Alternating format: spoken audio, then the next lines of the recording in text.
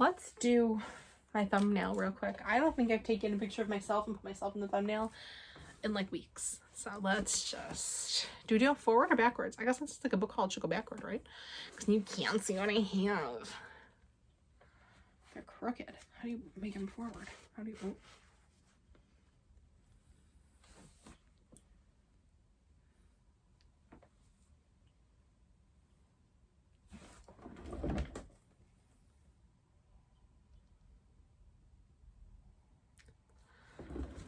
should you backwards too, just in case people can't be like, what is that? That's gonna be the thumbnail.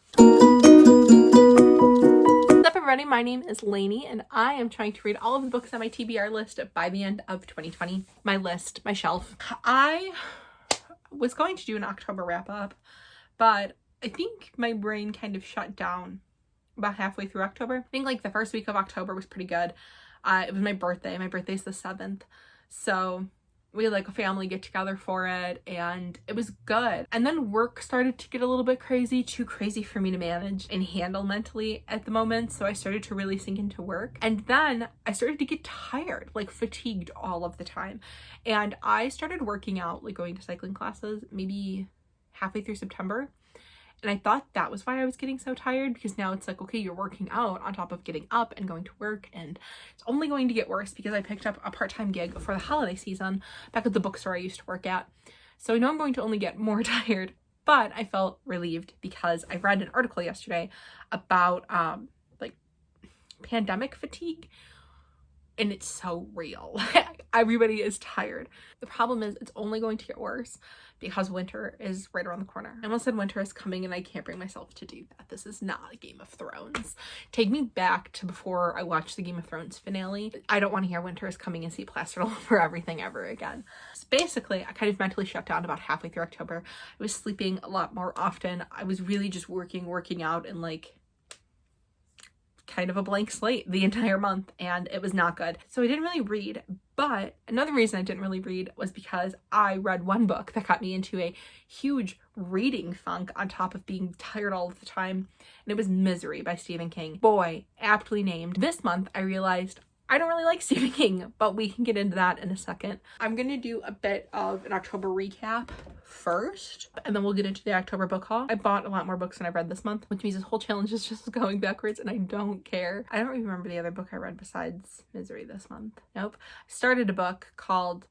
Okay, so a couple of months ago, maybe back in August, before this channel had started, I took all of the books that I had that were TBR and sorted them into, like, this is a pile for August, this is my September pile, October, November, December, and giving myself a little bit of slack for the holiday season and for November, because November is National Novel Writing Month. So this month, I really went through and like weeded out books that I knew I was not going to read and have condensed it down to this shelf. Yeah, which is like significantly more manageable than the entire bookshelf and more interesting. I realized I wasn't going to read all of these books if I wasn't really interested in them. So I purchased a couple of books this month and were gifted a few books this month for my birthday. The most important part about reading is to not put this unnecessary stress on yourself for reading something, like, is to not put unnecessary stress on yourself to read something that you don't actually want to read. That is also why I've been dragging my feet on the 100 books poster. I've also not yet scratched off Misery. I was going to make a whole video talking about Misery. I think you're gonna get it in this video. There's a part of my brain that says, because Flowers for Algernon needed its whole own video, that Misery needs its whole own video, and I don't have many good things to say about it, but it's because I don't really like Stephen King as an author. Why don't we just let's get into an October roundup.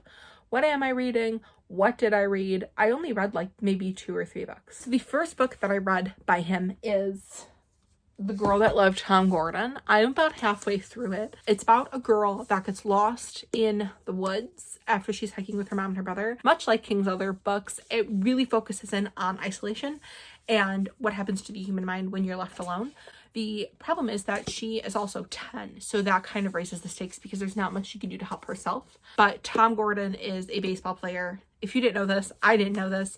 Tom Gordon plays baseball, and she has her Walkman with her so she can listen to the game. And every time she starts to feel I guess, a little bit abandoned. She kind of ties her thoughts back to Tom Gordon. I had the audiobook for this one, but I'm going to keep the regular book. My grandma had this book, and this is just kind of a book I always remember seeing on my grandma's shelves, and like, so I can't part with it. My heartstrings are too tied to it. The book that got me in a reading funk this month was Misery. And then I've set myself up with other Stephen King books. I set myself up with Bag of Bones and Sleeping Beauties and Nightmares and Dreamscapes. And the second I finished Misery, I put them all in a pile to be donated. I don't really know where this distaste for King came from. I've only read a couple of King books. I read The Shining and Doctor Sleep, and I loved both of them. I read Doctor Sleep as soon as it came out, and The Shining before it, and I thought those were extremely well done, and I think it's because I favored The Shining as a movie, but it's the little Kubrick piece of my heart that favors The Shining as a movie. I also value The Shining movie and The Shining book as two separate pieces of art, but as an adaptation, it's so hard to compare them because I think that their content is also very different from each other. I've also read Carrie. I read Carrie a couple of years ago, and Carrie was okay. I don't know why I was like, yeah, out of all of these, I'll read Carrie. I think it's also because Carrie's one of his shorter books. Much like The Girl Who Loved Tom Gordon, that seems to be my draw. On top of that, I have Salem's Lot. It's got kind of a cool cover. You can see it in like the light. And the third one in this box set is Pet Sematary. I think I've only seen the remake of the Pet Sematary movie, so I don't really know a whole lot about it. And the only thing I know about Salem's Lot is that doesn't it tie into vampires or something? And I am a bitch for a vampire book. I have my other book that I read. One moment, please. This is the other book that I started reading this month. I'm about halfway through it. It's actually 2 books in one. So I had finished book 1 and I'm maybe a couple pages into book 2. It's YA, so it reads also very fast. The content is not great. It's not like an enthralling story. Maybe if I were younger, I would enjoy this one a lot more, but I've had this book on my shelf. I didn't introduce it. It's The Fallen. Book 1 is called The Fallen and book 2 is called Leviathan. There's a second book. I actually think there's like 3 or 4 2-part books. It's about this boy, Aaron. And weird things start happening to Aaron. Aaron starts to hear foreign languages that he could never understand before. Turns out that he is, I don't remember the name for it, the Nephilim. I'm probably butchering that, but he is half boy, half angel, and he doesn't know his birth parents. Like, you know something funky is going on from the beginning because you know his birth parents are like connected. The first book was pretty good. Not great, but pretty good. There's this whole evil angel force that comes to kill the Nephilims or feeds off of them. Something like that. Yeah, there's also a whole, like, there's names for all of these things, but I am so not like a fantasy world building name person because I don't remember names of people in books. There's no way I'm going to remember like bigger names than that, you know? So anyways, Aaron has to start fighting like these evil angels. And like the whole first book ends in this huge fight. It's going to keep going on. I can guarantee you once I finish the book 2 in here, I will not be picking up the next one. It's just not for me. Unless book 2 like really picks up and gets interesting, I'm not. Just not interested. Content-wise, it's not for me. I am definitely not a whole lot of a fantasy person and more of just a straight fiction person. But this one's been sitting on my shelf and I've been kind of breezing through it. My goal is to at least finish this by the end of the month. Today's the 27th, so we'll see. We'll see how far I get there. I bought 8 books. I think that 2 of them are birthday gifts. Book hauls get a lot of hate online because it's not even a book review, so I can't tell you anything beneficial about it. I can only tell you things like that I picked this book up from the store this month, which is okay because I think it's interesting to see what people have chosen to pick up and how you came across it, if somebody else's booktube brought you to it, if you follow the author, or if you truly just stumbled across it in the bookstore. That's super interesting to me. I like hearing why people pick the books that they pick to read. We're gonna kick it off with my book of the month, and I chose The Invisible Life of Addie LaRue by V.E. Schwab. I've never read anything by Schwab. Schwab has been an author that I've always been very interested in, but due to like my non-committal nature to fantasy books, I've never picked one up by Schwab. I have never picked one up by her. But it did compare it to The Time Traveler's Wife, and The Time Traveler's Wife is one of my favorite stories. It's about this young woman named Adeline, and Adeline decides that she like wants to live forever. So she makes this bargain that she can live forever, but nobody will remember who she is. And she makes it about 300 years before somebody recognizes her, which I'm here for. That's kind of cool because then it throws like a whole wrench into everything. So yeah, this was my book of the month this month. I didn't do a book of the month unboxing. It was a book in a box.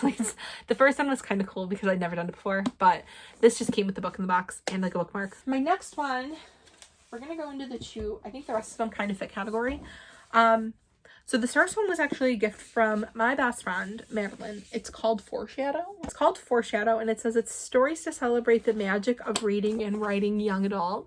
And I love young adult, and Madeline loves young adult. It sounds so interesting. It sounds so interesting. It's all of these short, like, young adult stories with also a little bit of insight to the writing process of them, which is super cool, especially with National Novel Writing Month next month and me working on the next draft of my young adult book. So I'm really grateful for this. I'm really excited to get into this. If I don't read anything else in November, this is what I'm reading in November. I've decided. I have another craft book I might read too, but for the most part, this is going to be like my big November read. And I am I'm really excited for this one. The next one is by one of my favorite young adult authors. She has been a little bit hit or miss for me. I believe I've only read 3 books by her. Her first novel is currently a Netflix movie, and her second novel just did not keep me very interested. I picked up her third novel. Her third novel is Breathless. It looks more in line with All the Bright Places. That's my YA book for the month. You can get these anywhere too. I recommend your local independent bookshops just because Q4 is here. As a salesperson on the publishing level, Q4 is a big deal, especially to independent publishers and independent bookstores. So instead of going to like Barnes & Noble, instead of buying it on Amazon, you can purchase from a local bookstore online. And if you find a book on Amazon that's you're going to buy because the price is good, you can visit, like most of the time, you can visit that store shop online, like Thrift Books. Thrift Books sells through Amazon, but you can also go to the Thrift Books website and pay the same price for the books. Just a recommendation, because Q4, especially this year, is going to be big make or break it for a lot of your local favorite shops. Even if you haven't been there in a while, even if you're a little skeevy of the pandemic, maybe buy a gift card, you know, or something like that. Literally, every cent matters to independent stores right now, because they can't, it's so hard for them to compete with chain bookstores and to compete with Amazon. So if you want any of these books, I will post the map in my description box below where you can punch in your zip code and see what your local bookstores are. You can find their hours, you can follow them on social media. You got options, baby. Do your best to shop small this holiday season. I guess these next two are a little bit more kind of came out of nowhere. They didn't come out of nowhere, but the other ones are a little bit more related to my past readings. Recently, I have been seeing this show all over my Instagram, and I was like, well, I'm going to pick up the book before I watch the show. Lovecraft Country. I'm so excited. I'm so excited to get into this. I'm so excited to watch it. I've heard that. Isn't it J.J. Abrams, Jordan Peele, and I think Misha Green are working on? I literally can't wait to read this. I don't know what it's about like at all. And November's a bit of a tight boat for TV for me because I rewatch Gilmore Girls every November. So you can catch me at midnight on November 1st singing some Carole King while the pilot kicks off. My next book I saw in Noel Gallagher's booktube, and I also saw it as soon as I walked into my local Barnes & Noble, and it is The Chain. I ended up picking it up from them because I was there, and it's their book club pick. It's like their monthly pick. This sounds so exciting. Noel explained it as being very comparable to It Follows, that horror film where once this like entity latches on to you, the only way to get rid of it is to have sex with somebody else, and then you pass it to them, and then it like goes and goes and goes, and it follows like the line of people, and then it kills off like from the last person that like the last person in it chases everybody back. But The Chain is comparable, but it's about kidnapping. So your child gets kidnapped, and in order to get your kid back, you have to go kidnap another child. That sounded so interesting to me. It sounded so different because a lot of the mystery thriller genre is very focused on relationships and like poor relationships. As you'll see in my September wrap-up video, they're very much like, our marriage looks good, but is it? And it's not. This one sounded really good. It sounded like it was really going to stand out in everything that I've been reading. It really caught my interest when she started talking about it. And then when I saw it at the bookstore, I was like, take my $16. I'll take it. If you saw my September roundup, you'll know that I read B.A. Paris's Behind Closed Doors. While I was at my local Barnes & Noble picking up the chain, I picked up Bring Me Back on bargain for $6. She vanished. A decade ago, his girlfriend disappeared. He lied. He told the police the truth about that night, just not the whole truth. Their secrets won't stay buried. Now he's moved on, but the past isn't done with him yet. Sounds very Gone Girly, but that's kind of what I was talking about with the chain. I feel like once Gone Girl and Girl on the Train came out, a lot of these other books started to kind of mirror that and mock that, which, like, if you're doing well, I get it, but also come up with something a little bit different. I did like Behind Closed Doors. I ended up doing Behind Closed Doors as an audiobook on a trip up to Wisconsin. And I said, and I've just totally found this book on a whim. And we're going to give it a shot. And then I think she has one more book called The Breakdown. Is B.A. Paris a woman? I'm sorry, her second book is called The Breakdown. So this is actually her third book, which would be her newest book. Yeah, if we like it, we'll grab The Breakdown. We'll see. But I picked up that one because it was not expensive. It was not expensive and it sounded pretty interesting. The last two, one of them was gifted and the other one on the same Barnes & Noble trip I found for $8. I found Ruth Ware's The Turn of the Key for $8 hardcover. I said, give me this book, be pleased, because I'm really liking Ruth Ware. I also received a Ruth Ware book for my birthday, and it's her new book, One by One. I really like Ruth Ware. I think that In a Dark, Dark Wood is my favorite so far. The Lion Game was okay, but still pretty good with a pretty good twist at the end. So I'm equally as excited as I am nervous for these. I'm going to tread carefully with like a cautious optimism for them. And that's it. This seemed a little bit long-winded, but I think it was okay overall. I was glad that we did a bit of an October wrap up too, because I really didn't have like anything else to say about the books I read in October other than I don't really like Stephen King. So the month of November, I will probably not be posting much book content, but more writing content. So if you're interested in that, come follow me, baby. We'll talk writing. We'll talk writing for the first time since I left my novels class in my master's program. I worked at a bookstore for 5 years, full-time, and I'm going back part-time for the holiday season. And I currently sell books at the publishing level, distribution level. So if you have any questions, you can like comment them down below, and I'll collect a bunch of them, and maybe like, I don't know, sometime soon we could do Q&A. I think that would be kind of fun. Thanks for watching, and I will see you in my next video.